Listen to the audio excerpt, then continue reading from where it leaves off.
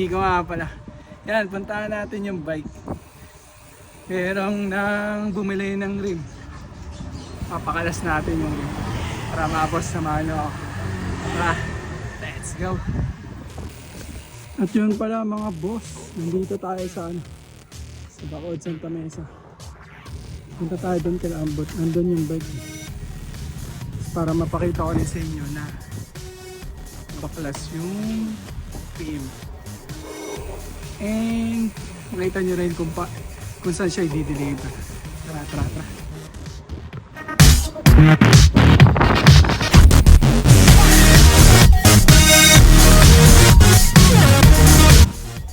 Sana malinaw yung pagkuha.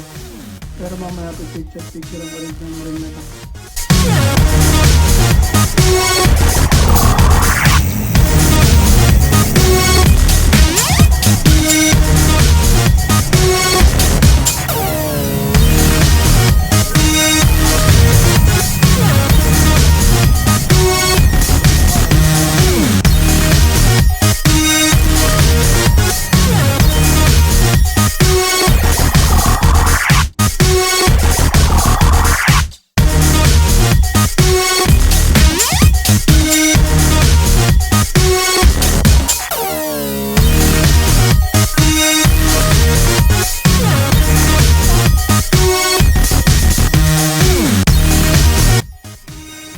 Yun mga boss, at tapos din.